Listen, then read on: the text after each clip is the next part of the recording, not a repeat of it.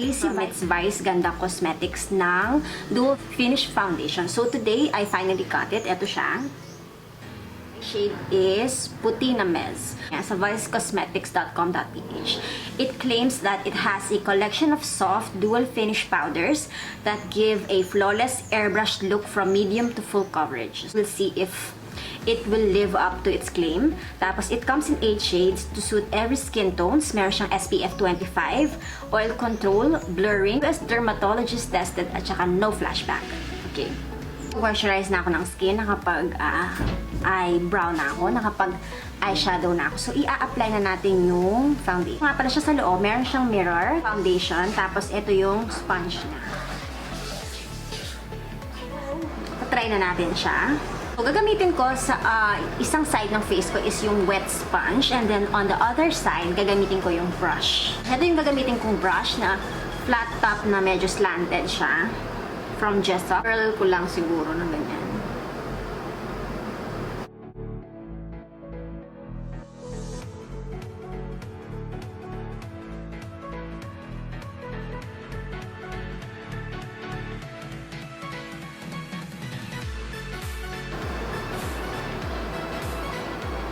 Okay.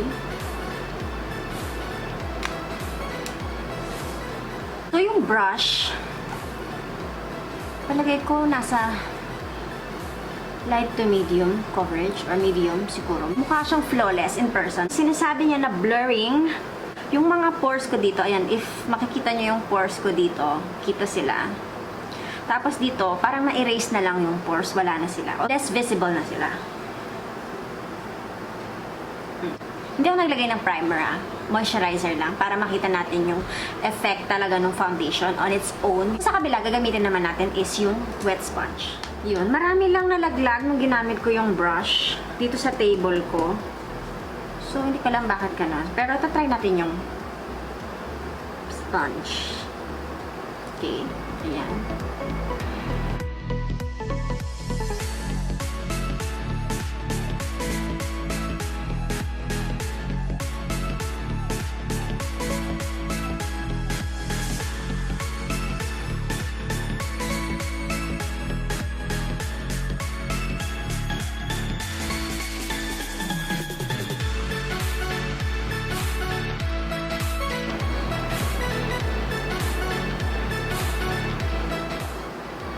Yung wet sponge, mas mataas yung coverage niya compared dun sa brush.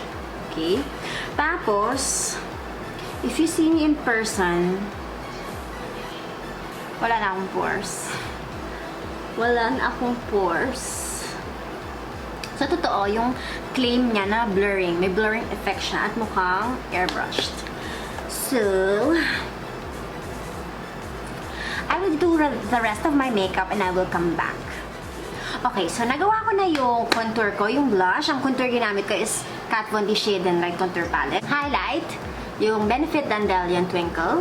Yung Tarte in shade Fetching.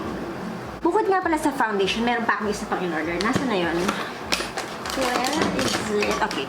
Nag-order ako ng Phenomenal Matte Liquid Lipstick. Ang shade niya is Girly from Vice Cosmetics. Try din natin kung maganda siya.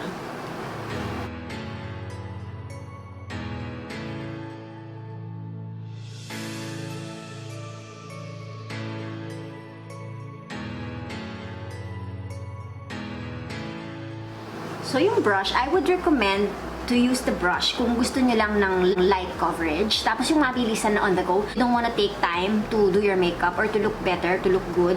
So, pwede nyo gamitin yung brush. Big brush ganito kung konting coverage lang. Swirl around nyo lang mabilis, tapos i-dust nyo lang ng ganun para lang ma-blurred yung pores nyo, para lang mawala yung mga konting mga blemishes, ganun. Ito, pag medyo medium coverage, pero brush pa din. Ito, yung mga mas compact na brush katulad nito. Kumbaga, tataktak nyo ganyan sa face nyo para magkaroon siya ng mas mataas na coverage. Sponge, I find na nasa medium to almost full coverage. Kasi ang claim nila sa website, wala siyang flashback. So, we will see. Tingnan na lang. Papakita ko yung picture dyan mamaya. Kung ano yung tsura. Wala siyang flashback. Okay.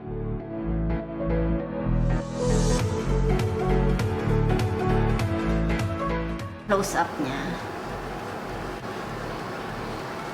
So, the rest of my face looks nice naman. Yun lang ang pangit kasi mayroon akong mga breakouts dun ngayon. Hindi naman kasalanan ng foundation kasi pangit talaga yung skin ko ngayon dito sa chin. Nagbe-breakout ako dito.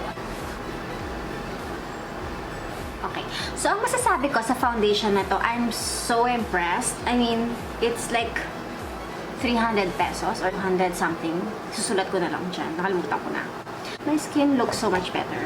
Mukha siyang flawless. Yun. Mas kasi ang ayaw ko sa powder foundation is yung parang super dry na kumbaga parang mukha kang bangkay. Tapos yung mas na-emphasize yung mga bumps, yung mga pores, ganun. Pero ito hindi. I have nothing bad to say about this product as of the moment. All in all, I love it.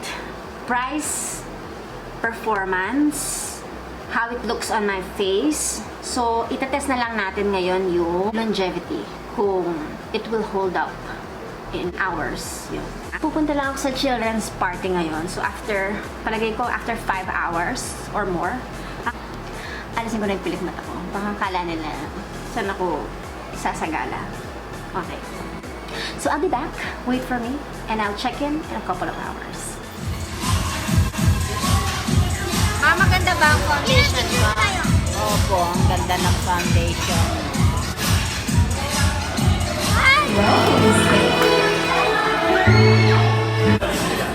Mala ko naman.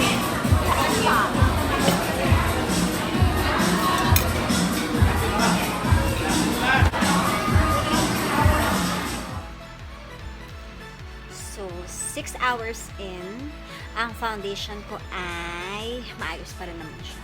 So, nakiganda ako sa higaan. Yes. Maayos pa naman yung foundation. Yung oil control niya, nag-oily lang ako dito. If nakikita nyo, dito banda yan. Pero, hindi siya mukhang greasy. Mukha lang siyang natural na dewy, yung ganun. So, it still look nice after 6 hours. Tapos, kung paano siya in-apply kanina, ganun din halos yung itsura niya. Ang difference lang is yun nga, oily ako dito. Tapos, nag-crease lang siya dito sa aking smile line. Yun lang. Pero, maganda pa rin siyang tingnan.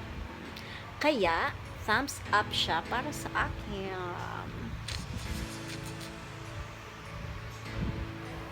Bye-bye.